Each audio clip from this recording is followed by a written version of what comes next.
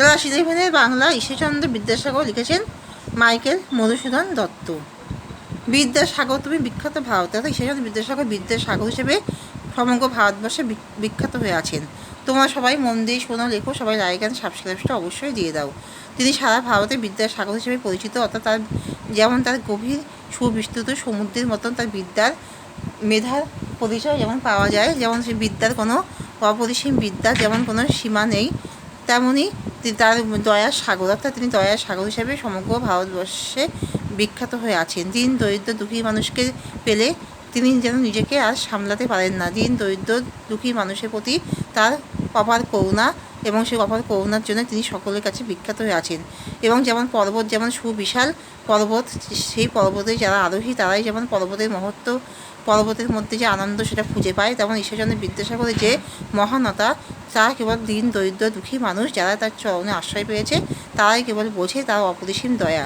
তার জ্বলন্ত উদাহরণ একমাত্র তিনি যেন ভগবানের দূত হিসাবে সকল মানুষের প্রতি অপরিসীম করুণা দেখান। যে দিন দরিদ্রকে দেখলে তিনি নিজেকে যেন সর্বস্ব তাকে দান করলে যেন তার হৃদয় শান্ত হতো। এমনই মহান মনের মানুষ ছিলেন ঈশ্বরচন্দ্র বিদ্যাসাগর। ঈশ্বরচন্দ্র বিদ্যাসাগর কবিতাটি কী জাতীয় কবিতা? সনেট জাতীয়। সনেট কি? সনেট হলো সমদৈর্ঘ্যের 14 পংক্তির কবিতা। সনেটের চরণ বিন্যাসের প্রথম 8 লাইনকে কী বলা হয়? অষ্টক।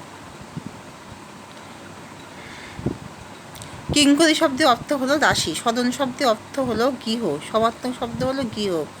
তরুদল কি যোগায়? অমৃত ফল। বিদ্যাসাগরকে দিনের বন্ধু মনে করত কারা? যারা দিন দরিদ্র। তরুদল কি ধারণ করেছিল? দাসরূপ। দৃষ্ট শব্দের অর্থ দিক। কি সেবা তার? সে দুঃখ সদনে। সে বলতে বোঝানো হয়েছে পর্বতকে। বাড়ি শব্দের অর্থ কি? জল। তরুদল দিনে কি করে? শীতল ছায়া বিস্তার করে। বিদ্যাসাগরের গুণাবলীকে কার সঙ্গে তুলনা করা হয়েছে? গিরিশ বা হিমালয় পর্বতের সঙ্গে। পরিমল শব্দের অর্থ সুগন্ধ। বিমলা শব্দের অর্থ নির্মল বা পরিচ্ছন্ন। দিবস শব্দের বিপরীত অর্থ নিশা। সুখ সদনে শব্দের অর্থ সুখে বেদনায়।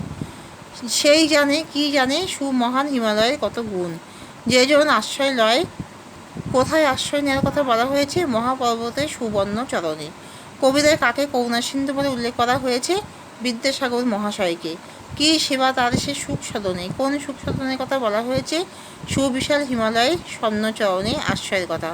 বিদ্যাসাগরের সুমহান হৃদয়কে কোন পর্বতের সঙ্গে তুলনা করা হয়েছে? হিমালয়। কি সেবা তার? সে সুখ সদনে। কোন সদনে? কার সুখ সদনে সেবার কথা বলা হয়েছে? গিরিশের। দানে বাড়ি। কে বাড়ি দান করে? নদী।